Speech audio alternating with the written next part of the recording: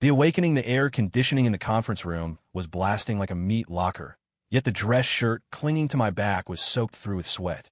Jason Hart, Director Sterling, my direct superior, finally said my name. He didn't look at me. His manicured finger tapped rhythmically against the polished mahogany table. Tap, tap, tap. Each sound felt like a hammer striking my heart. Regarding the Freshmart account, do you have anything to say for yourself? What could I say? The project was dead. The client hadn't even turned to the second page of the pitch deck before tossing it back. I was the lead on that account. I opened my mouth, but my throat was so dry it felt like sandpaper. Beside me, Liam Ford, my so-called colleague, was fighting a losing battle to suppress a smirk. He'd worn a brand new Italian suit today, looking sharp, just waiting to watch my execution. Director Sterling, I think. I barely squeezed out a few words before Sterling raised a hand, cutting me off. He finally looked up. His eyes held no warmth, only a pure, distilled rage. It was a look of utter disappointment mixed with the exhaustion of why are you still on my payroll? There were a dozen people in the room. Every gaze, pitying, amused, indifferent, was a spotlight burning into me. I'm done. That was the only thought in my head. Next month's rent in the city, my mom's surgery bills. It all crashed down on me at once. The pressure hardened around me like drying cement. I could hear the blood rushing in my ears like a subway train. And then it happened. Sterling's rage, like a dam breaking, seemed to find a physical channel. It surged across the long conference table and slammed into my chest. But the expected mental collapse didn't happen. Instead, something strange occurred. As that wave of anger, energy hot enough to burn a man alive, flooded my system, it woke me up. It was like a traveler dying of thirst in the desert, suddenly downing a gallon of ice-cold water. The roaring in my ears vanished, replaced by an unnatural clarity. Sterling didn't know it, but his lethal rage was acting like a triple shot of espresso to my brain. He was still judging me with that cold expression. Nothing to say? Fine. Pack your things. Go see HR this afternoon. Liam's grin was now fully visible. But inside my head, the area activated by the anger was spinning up like a hard drive. Client data, the rejected proposal, the minutiae of a phone call with the client's assistant 3 days ago. Countless fragments of information automatically stitched together, analyzed, and reorganized. A detail everyone had ignored struck me like lightning, cutting through the chaos. Director Sterling. I stood up. My voice wasn't loud, but it was rock steady. The project failed, and the responsibility is mine. But before I process my termination, I have one thing to say. The room froze. Even Sterling paused. He probably hadn't expected the sacrificial lamb to talk back. Speak. He spat the word out, crossing his arms, ready to enjoy my final death throes. Mr. Wallace, the purchasing manager at Freshmart, had a tonsillectomy last week. I said. The room looked confused. Liam let out a soft, mocking scoff. I ignored him and pressed on. Their core demand was fresh to your door, a taste of the country. Our proposal focused on high-impact visuals, high-saturation colors, and aggressive, punchy copy. But for a man whose throat is raw from surgery, who can barely swallow, looking at that creates a subconscious physical rejection. It feels loud and irritating. What he wanted physiologically was something gentle, bland, and soft. Our direction was wrong from the start. I looked at Sterling. His expression had solidified. This isn't about whether the design was good. It's that we failed to understand the decision-maker's immediate physical reality. We didn't track the client's personal status. That is a failure of the entire team, not just me. Dead silence filled the conference room. I could feel the anger rolling off, Sterling rapidly receding, replaced by shock and calculation. The looks from my colleagues shifted from ridicule to disbelief. Liam's smile had stiffened into a rictus. He couldn't understand how a loser who was about to be fired had suddenly become so articulate and incisive. I sat down, my heart still pounding against my ribs. Those words didn't feel like they came from my own brain. It was Sterling's anger that had forcibly dragged my IQ to a height that didn't belong to me. Sterling stared at me for a full 10 seconds before turning to his assistant. Verify that. The assistant immediately stepped out to make a call. A minute later, she returned, nodding at Sterling with a complicated expression. Director, Jason is right. Mr. Wallace at Freshmart was indeed discharged from the hospital last week. The atmosphere in the room turned instantly bizarre. The failure about to be swept out the door, had just pointed out a fatal error that even Director Sterling had missed right in front of everyone. It was a slap in the face, and it landed loud. The first test, the meeting ended on an awkward note. Sterling didn't mention HR again, just darkly announced the dismissal. I walked back to my cubicle acting calm, but only I knew my palms were slick with sweat. The sensation earlier was too eerie, like my soul had been hijacked. I needed to test it again. I looked around the open plan office. Above everyone's head, invisible clouds of emotion seemed to drift. The design team, tearing their hair out over a new logo, radiated a gray anxiety. The sales team, having just closed a deal, glowed with golden joy, and Liam, staring at my back from the next desk over, was emitting a sour, lime-green jealousy. These emotions were like background noise. I could sense them, but they were fuzzy. My gaze landed on the intern, Lily May. She was staring blankly at her monitor, looking like she was about to cry. I knew she had her first solo pitch this afternoon. The pressure was crushing her. The anxiety and fear radiating from her were as thick as fog. I took a deep breath, tried to recall the sensation from the conference room, focused my mind on Lily, and silently commanded, "Come." A cold, viscous sensation traveled along my line of sight and slowly flowed into me. It felt like sticking my hand into setting gelatin. I shivered as Lily's anxiety flooded my body. I instantly felt it. Palms sweating, heart racing, thoughts filled with what if I screw up? And the client will think I'm stupid. But the anxiety didn't control me. Like a stream of raw data, it circled my brain once before being rapidly decomposed and digested by something inside me. Immediately, my brain entered that state of abnormal cold rationality again. I looked at Lily's screen. It was a marketing plan for pet treats. It was standard by the book, but completely lackluster. Stimulated by the anxiety, it took me 1 second to find the core problem. Her logic was, look how good my product is. The correct logic should be, look how much your pet needs this. I grabbed my coffee mug, pretended to pass by, and stopped at her desk. "Stuck?" I asked. Lily jumped, looking up at me with red-rimmed eyes. "Jason, I don't know how to fix it. It feels wrong no matter what I write." I glanced at her screen and pointed to a stock photo of a cat. "Stop talking about the protein content of the jerky.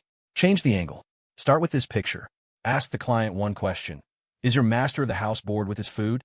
Lily blinked. I continued. "Don't lecture them. Tell a story. Talk about a picky cat being conquered by our jerky. Talk about an owner regaining their cat's affection through a simple treat. Shift the focus from the product to the emotional connection between the owner and the pet." The words flowed naturally. I was surprised by my own clarity. Lily's eyes grew wider and brighter. She suddenly grabbed my arm, incoherent with excitement. "Jason, that's amazing. Why didn't I think of that? I get it. I totally get it now." The anxiety and fear around her vanished instantly, replaced by a blazing hope and adoration. This warm current flowed into me. It was comfortable, but unlike Sterling's rage, it didn't give me that explosive cognitive boost. It seemed negative emotions were my high-octane fuel. That afternoon, Lily's pitch was a massive success. When she came back, she brought me a coffee, looking at me like I was a deity. She had no idea I had simply borrowed her anxiety to find the perfect angle. At clock out time, I deliberately waited for the elevator with Liam. It was just the two of us in the steel box. I could clearly feel the jealousy and resentment radiating from him like thousands of tiny needles pricking my skin. I tried to absorb this emotion. Hiss! A strong, acidic stench hit my brain directly, like I'd chug a bottle of vinegar. My stomach churned violently. I almost vomited right there. "What's wrong? You okay?" Liam asked with fake concern, his eyes shining with schadenfreude. I waved my hand, leaning against the elevator wall, my face pale as a sheet. I understood now. Different emotions had completely different flavors and side effects. Sterling's rage was hard liquor, burned going down but potent. Lily's anxiety was an energy drink, jittery but effective. But Liam's jealousy? That was straight poison. It was useless and nearly took me out. This ability was a treasure, but it was also something that could kill me. I had to use it with caution. The first real trial, thanks to the conference room miracle, I kept my job for the time being. But the way Sterling looked at me was getting weirder. He didn't yell, he didn't praise. He just scanned me occasionally, like he was inspecting a tool. I knew one fluke wouldn't change my standing. Soon enough, the new test arrived. The agency landed 2 new accounts. One was the prestigious Stellar Motors, huge budget, clear demands. Whoever landed, that was on the fast track to a promotion. The other was a brand called Heritage Harvest. The budget was pitiful. The product were generic free-range eggs and coarse grains, and the client didn't know what they wanted. It was a mission impossible.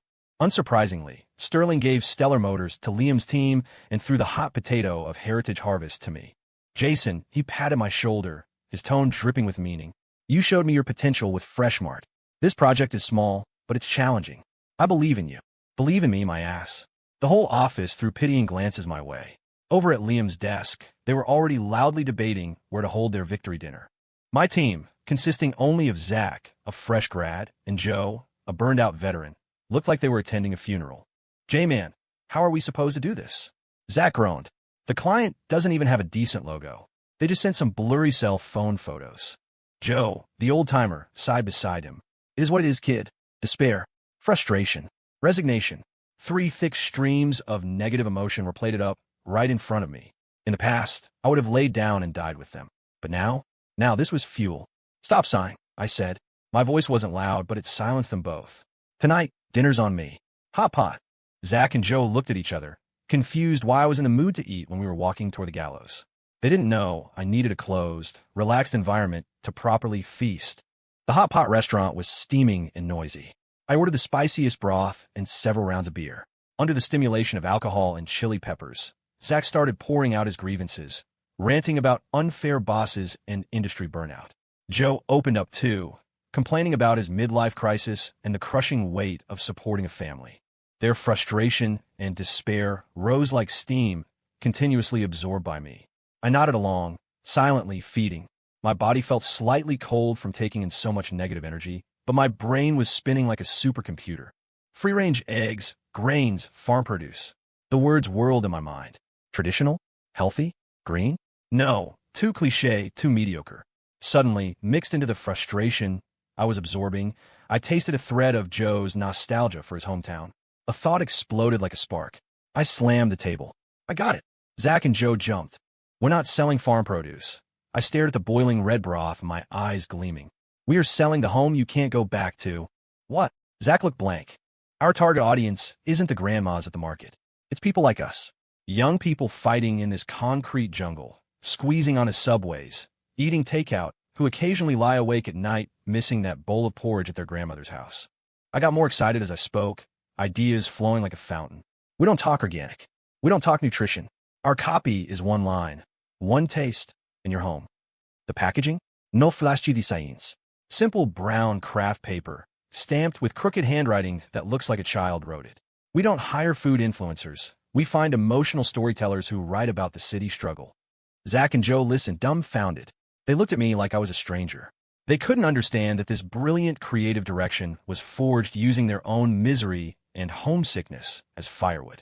That night, I got them both dead drunk. I returned to the empty office, completely sober.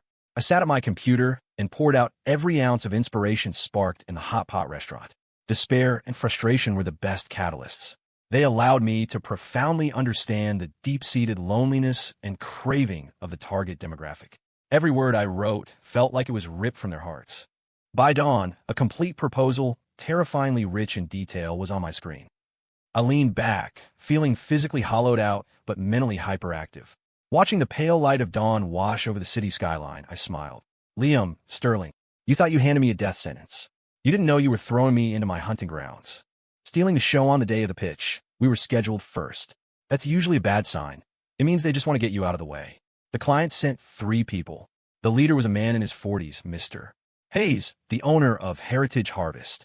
He wore an ill-fitting suit and looked uncomfortable, not knowing where to put his hands. The other 2 were younger, probably relatives, heads down, playing on their phones.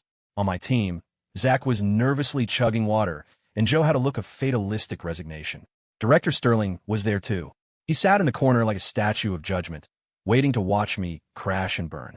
I could feel the air in the room stagnate. The client's awkwardness and insecurity, my team's nervousness and despair, and from Sterling's corner, a faint wisp of amusement. Excellent. The appetizers were served. I took a deep breath, inhaling all these mixed emotions, converting them into a strange, rustic likability. I didn't open the PowerPoint. Instead, I reached into a canvas bag and pulled out a single egg tied with straw and a coarse grain bun wrapped in brown paper.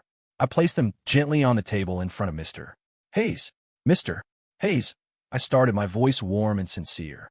Before we talk business, I want to ask, why did you start Heritage Harvest in the first place? Hayes blinked, clearly not expecting that. He rubbed his rough hands together. Well, I wanted to sell the good stuff from our village to the city. Our stuff is really good. It's just, nobody knows about it. Yeah, it really is good. I nodded, picking up the egg. When I was a kid, my grandma kept chickens. Every morning, I'd hear them clucking and run to the coop to grab the eggs. They were still warm. Holding one felt like holding warmth in your palm. Grandma would make egg drop soup, just a pinch of salt and a few drops of sesame oil. I could drink 2 bowls. I spoke slowly, like I was recounting an ancient tale. Mister. Hayes' eyes changed. The awkwardness vanished, replaced by him leaning forward, listening intently. The 2 young guys behind him put down their phones and looked up. In the room, the insecurity was quietly transforming into resonance. I continued. Later, I came to this city for work. It's been 10 years. Every morning, it's not a rooster that wakes me up, it's an alarm clock. Breakfast is a convenience store sandwich that tastes like cardboard.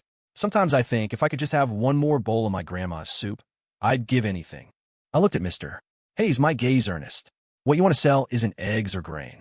You want to sell a childhood we can't return to, the taste of home we can't forget. And us, the people drifting in this city, we aren't looking to buy organic food. We just want to spend a few dollars to buy a brief chance to go home.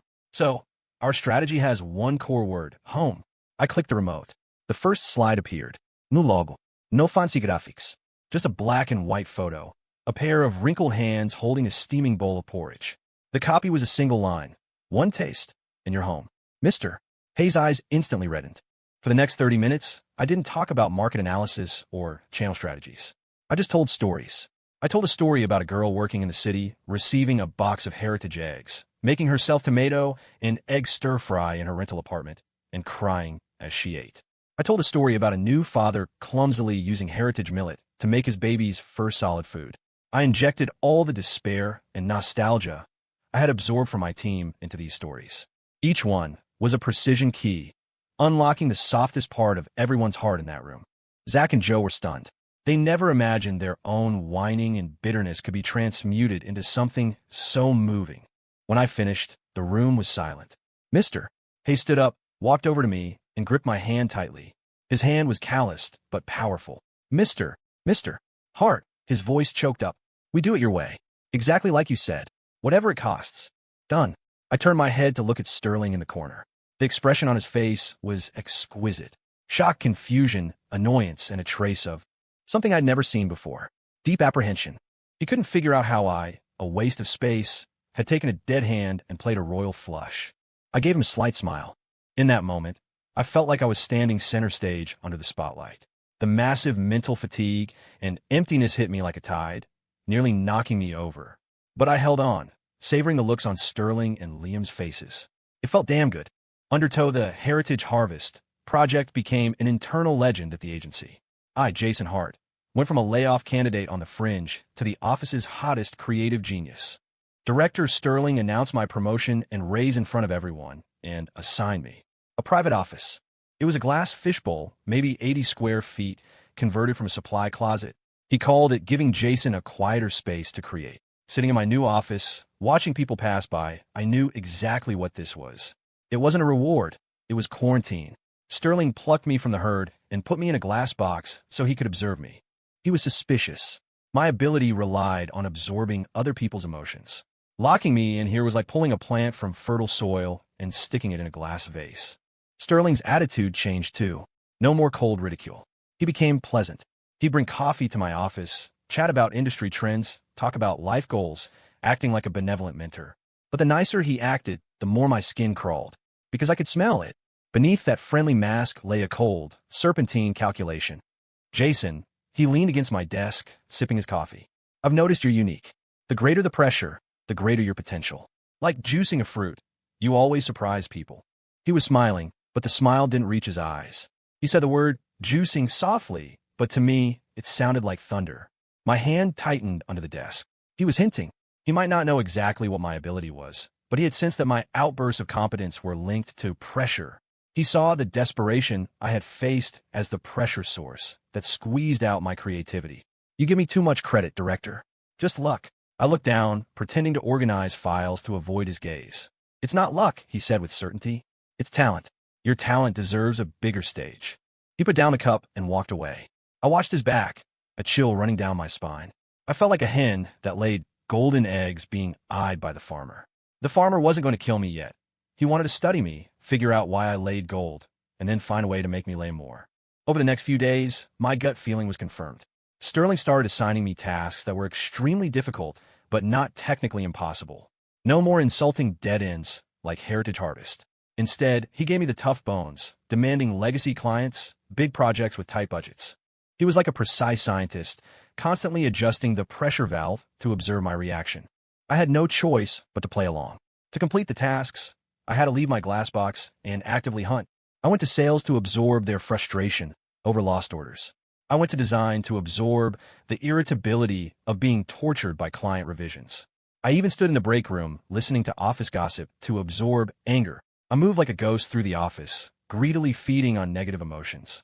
My proposals got better, my numbers climbed, and my reputation grew. But I was changing quietly.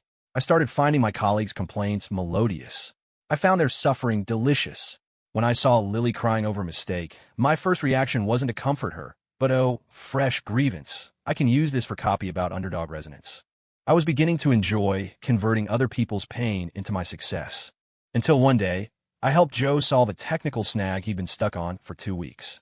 I absorbed a massive amount of his midlife anxiety and helplessness, then effortlessly gave him the solution.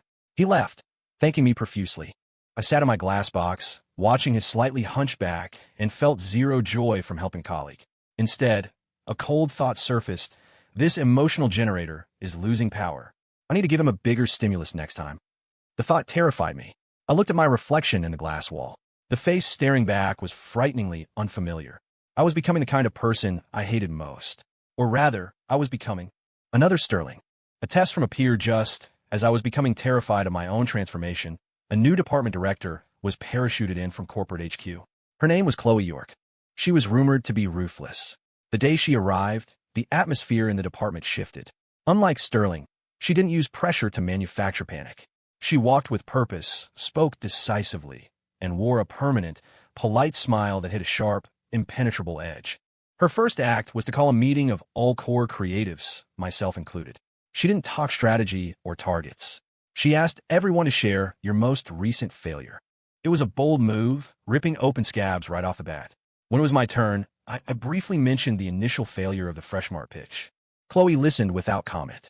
Then she looked at me and asked a completely irrelevant question. Jason, do you believe in empathy? I nodded. If empathy caused you pain, would you still choose it? She pressed.